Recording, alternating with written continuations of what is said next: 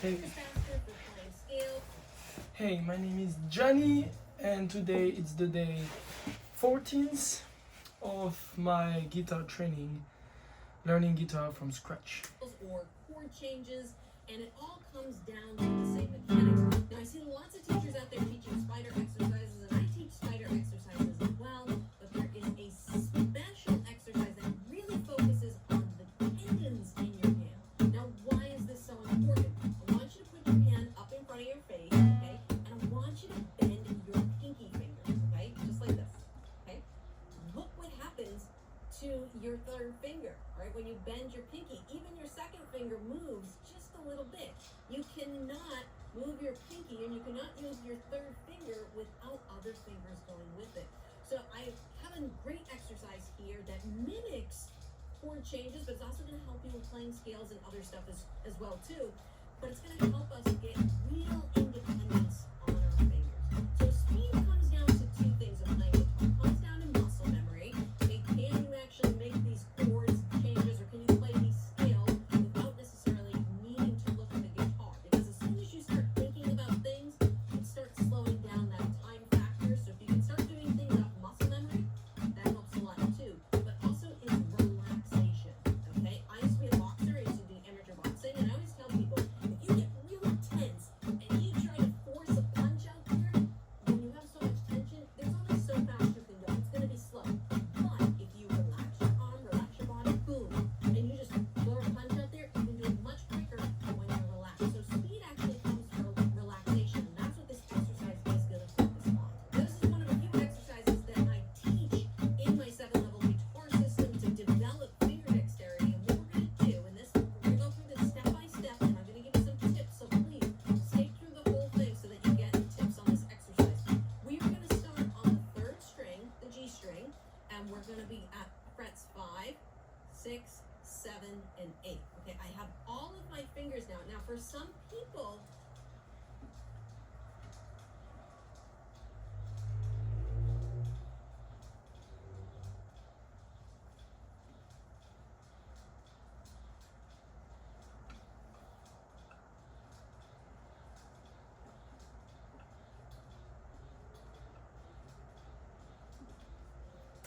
this, to keep all these fingers down, might be too much of a stretch. Now, you might have to go up to frets 7, 8, 9, and 10, okay? Because these frets are a little bit shorter, and it doesn't matter. It's not really the distance, the stretch right now we're working on. It's more the tendon. So if this is more comfortable for you, that's totally fine as well. I'm going to go back to 5, 6, and 7, and 8, because that's where I'm used to doing it. And what we're going to do is we're going to do kind of like finger push-ups. One finger at a time individually, and we're going to start with the first finger. And the goal is to try and keep all of these fingers down. Now, if you're just getting started and you have a lot of tension, you may have to use your other fingers to hold your other fingers in place. And what we're going to do is take this first finger, go up to the top string and down to the bottom string. Okay, so top string, bottom string, top string, bottom string. And try not to do this with your wrist. Try not to use your wrist to assist you. I'm going to pull up my sleeve so you guys can see my wrist here, okay? Try to keep your wrist neutral, and it's just the finger that is moving. Top string, bottom string, top string, bottom string. And for a lot of people, the first finger is not going to be a problem at all. You're going to be able to do this. Now, I recommend doing up and down about 20 times and moving on to the next finger. Okay, so now we're going to do finger number 2.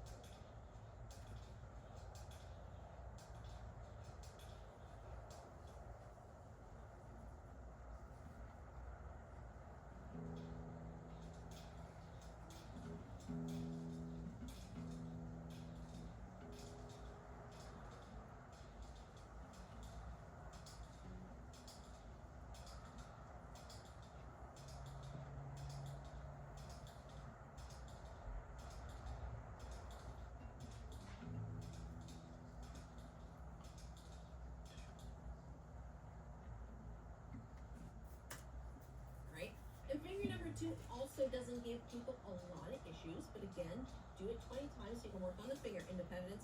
The issue is now going to come in where these next two fingers, and I showed you why. It's because the tendons in the hands, when you move these fingers, especially this third finger, look when you move this third finger, you've got the pinky moving and your middle finger moving. So that third finger is really connected, and when you guys go to do a C chord to a G chord change, look at that third finger, okay?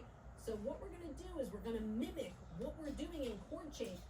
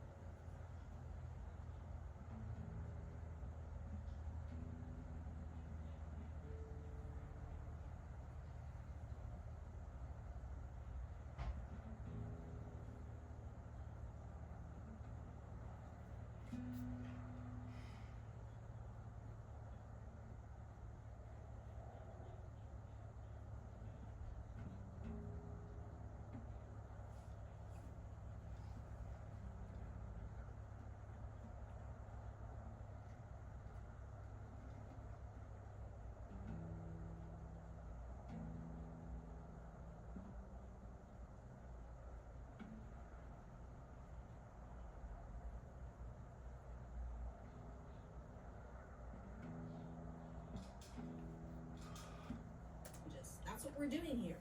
So now I'm going to skip the third finger for now because it tends to be the worst, and you'll see in a few seconds why. The other problem finger is the pinky. Sometimes people, they cannot reach the strings. If you cannot reach the top string with your pinky yet, don't worry. You can get to the fifth string. That's fine too. But try your best to get it to go up and down as fast as possible on those strings. Now, when you're doing this exercise, do not forget to breathe. Okay, if you are not breathing, you are not getting oxygen to your muscles. You are adding in tension. Okay, so just relax. Remember to breathe. Here's the problem finger. Finger number 3. Okay, almost everyone has a problem. I learned this exercise after I've been playing guitar for 10 years, and I was still, I could barely move the third finger. Now, when you go up to the top string, it's probably easy. The hard part's gonna come right here. Lowering it down to the first string. When I first started, I couldn't do this. So I'm gonna give you guys a little tip. In the beginning, you might need to use your other finger to assist you on getting this finger to go up and down, okay? But the important part to remember here is to relax. Breathe. Do not force the finger down. Don't muscle it down. That's tension. We want to relax. Breathe. Breathe out.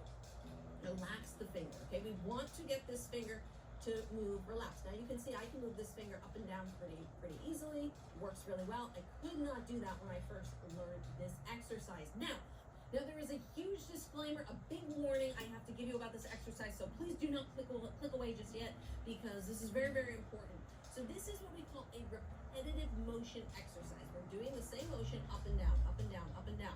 Now if you overdo this, a little bit of this exercise goes a long way. If you overdo this, because of this motion you're doing, you could develop carpal tunnel if you overdo it. So here is my practice recommendation.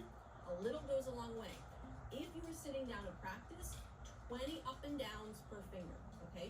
So 20, or an up and down, that's 1, 2, 3, 4, okay? You're gonna do 20 per finger, and then you're done, okay? That's it, right?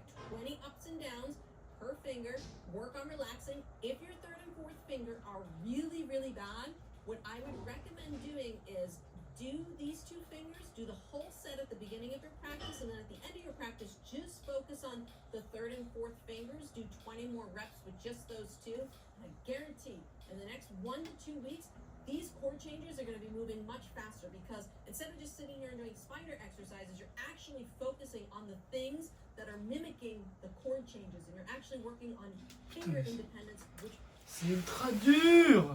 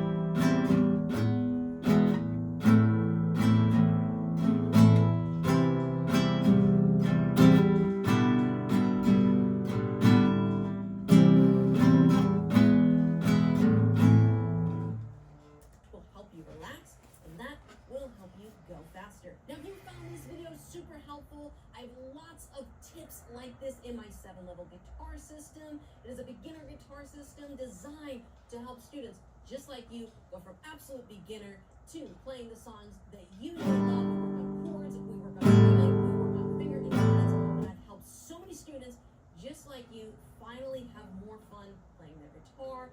Check out the link in the description below. I hope to see you guys in a lesson video real soon. So you want to play guitar?